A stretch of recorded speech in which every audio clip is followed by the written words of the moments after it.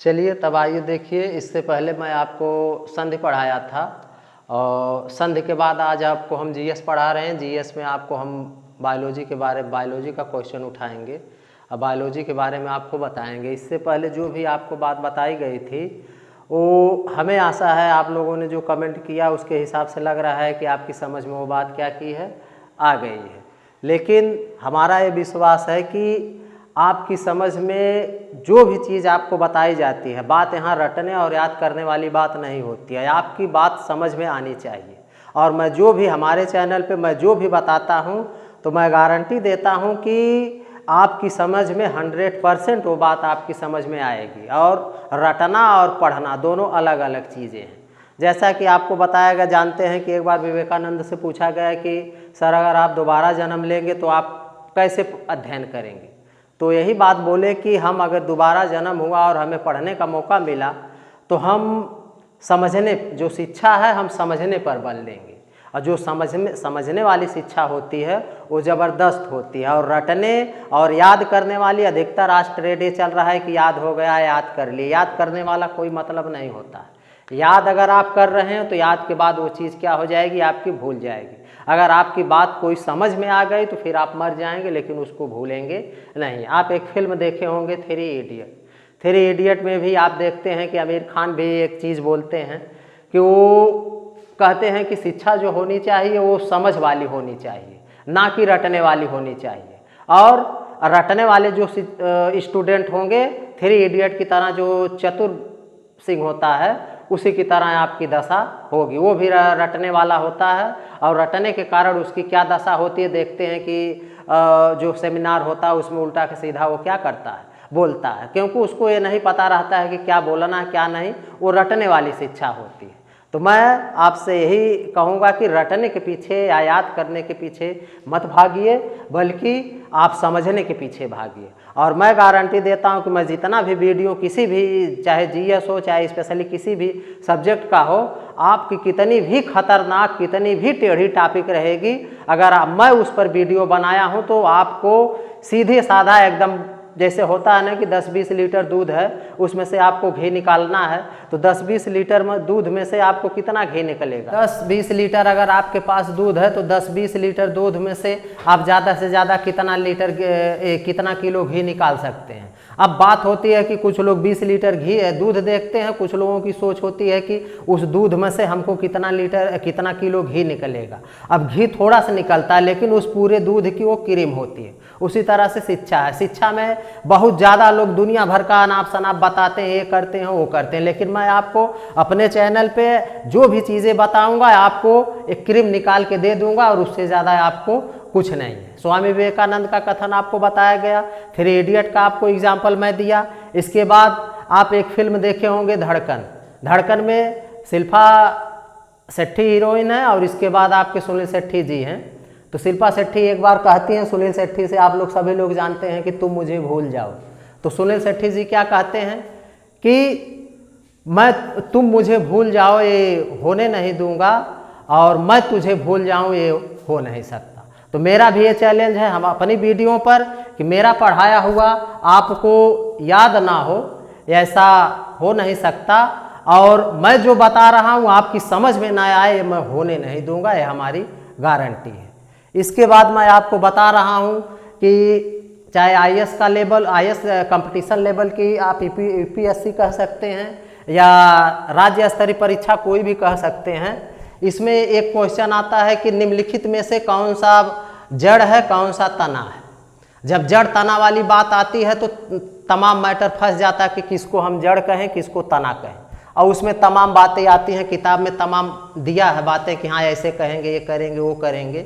लेकिन आज हम आपको उसको पकड़ने का एक तरीका बता रहे हैं। अब आप देखिए आपको पसंद आता है कि नहीं आता, लेकिन मेरा विश्वास है कि आपको मैं एकदम क्रीम निकाल कर देने की कोशिश कर रहा हूँ। देखिए जैसे आपका है, एक तरफ आप लिख दिए जड़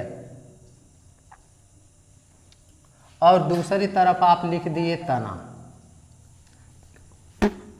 अब प्रश्न आता है कि जड़ किसको कहते हैं, तना किसको कहते हैं। किताब आप पढ़ेंगे तो तमाम बातें उसमें दी गई हैं कि जड़ ये है वो है तना, लेकिन लास्ट में जब एग्जाम्पल आपके सामने आता है तो मूली गाजर आलू प्याज में इसमें हम बच के रह जाते हैं कि कौन सा जड़ है और कौन सी तना है। तो इसका हम आपको सिंपल सा तरीका बता रहे हैं। जैसे आपको संधि में हम आपको बड़ी बड़ी बहुत ज़्यादा उसमें नियम है, लेकिन आपको मैं एकदम सिंपल फार्मूला दे दिया हूँ। 95 से 98% आप किसी भी कंपटीशन में उस तरीके पे सही करके आ सकते हैं। और यहाँ जो मैं आपको फार्मूला दे रहा हूँ इस पर भी आपका 98% तक एकदम सही हो जाएगा, इसमें कोई शंका नहीं है। देखिए जड़ किसको कहेंगे, तना किसको कहेंगे।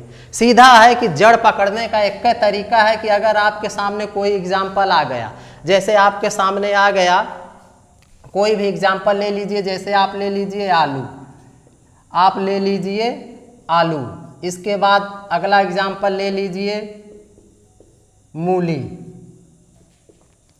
फिर अगला एग्जाम्पल ले लीजिए आप चुकंदर, फिर अगला एग्जाम्पल आप ले लीजिए गाजर। अब अगर आपसे पूछ दिया जाए कि इसमें जड़ कौन सा है, इसमें जड़ कौन सा है, आलू है जड़ की, मूली है जड़ की, चुकंदर है जड़ की, गाजर है, अब आप फंस जाते हैं। किताब ज्ञान लिए हैं उसके गहराई तक नहीं गए हैं तो आप फंस जाएंगे। अब यहाँ देखिए आपको फार्मूला, यहाँ आपको जानना क्या है, हमारे हिसाब से हम आपको बता रहे हैं कि जड़ का मतलब होता है कि जड़ और तना। अब इसमें यह है कि इसमें से आपको प्रश्न पूछा गया है किसके बारे में, कि इसमें तना क्या है, जड़ नहीं, तना क्या है, इसमें से क्या खोजना है आपको, तना क्या है, इसमें तना क्या है। तो अब आलू है तना की, मूली है कि चुकंदर है कि गाजर है, निम्नलिखित में से तना क्या है। तो अब जड़ और तना को पकड़ने का एक ही तरीका, एकदम सिंपल सा तरीका है कि जड़ का मतलब हो, पहले तना आप देखिए, तना का मतलब होता है कि अगर उसको जो भी आपके सामने एग्जाम्पल है उसको आप देखिए कि हम किसको काट कर जमीन में गाड़ेंगे तो वो फिर पैदा हो जाएगा, किसको हम काट कर या वो ऐसे गाड़ देंगे तो फिर पैदा हो जाएगा। अगर आप मूली को काट कर गाड़ रहे हैं वैसे गाड़ेंगे तो ये नहीं जामेगी, एक बार अगर पैदा हो गई है उसको काट कर अगर गाड़ेंगे जमीन में तो पैदा नहीं होगी। चुकंदर को भी काट के अगर जमीन में गाड़ेंगे, अब ऐसे गाड़ रहे हैं तो दोबारा वो नहीं होगा। गाजर को भी अगर काट के अब ऐसे गाड़ेंगे तो दोबारा नहीं होगा। आलू को चाहे वैसे और काट के जैसे भी गाड़ दीजिए दोबारा क्या हो जाएगा, पैदा हो जाएगा। जब ये दोबारा पैदा हो जा रहा है तो इसका मतलब ये क्या है, तना है। और जो नहीं पैदा हो सकता वो क्या हो जाएगा, जड़ हो जाएगा। यही सिंपल सा तरीका है। बात समझ में आई कि अगर हम जिसको जो भी आपके सामने एग्जाम्पल आ जाए, अगर आप देखिए कि किसको हम काट सकते हैं वो जमीन में गाड़ने के बाद वो दोबारा पैदा हो सकता है, दोबारा पैदा हो गया तो आपका तना हो जाएगा, दोबारा नहीं पैदा हुआ तो जड़ हो जाएगा। एग्जाम्पल के तौर पे जड़ का एग्जाम्पल तमाम है। आप जैसे देख रहे हैं तीनों क्या हैं, जड़ हैं। जड़ के एग्जाम्पल में आप मूली का एग्जाम्पल ले सकते हैं, इसके बाद आप चुकंदर भी लिख सकते हैं,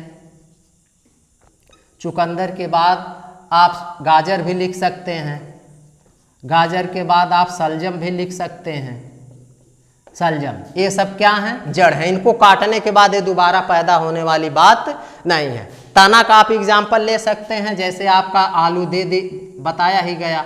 आलू के बाद आप प्याज भी कह सकते हैं, प्याज को भी आप जमीन में गाड़ेंगे तो दोबारा इसकी उत्पत्ति हो जाएगी। इसके बाद आप अदरक को ले लीजिए, अदरक को भी आप गाड़ेंगे तो पैदा हो जाएगी। इसके बाद लहसुन भी आप ले सकते हैं, लहसुन को भी गाड़ने के बाद वो पैदा हो जाएगा। गन्ना को भी काट के अगर आप बो रहे हैं तो वो भी क्या हो जाएगा, पैदा हो जाएगा। तो ये सब क्या हैं, तना में आएंगे।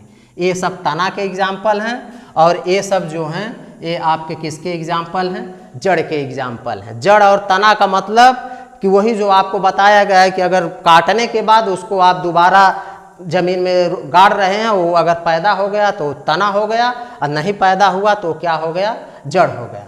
अब हमें लगता है कि आपकी समझ में ये वीडियो आ गया हो।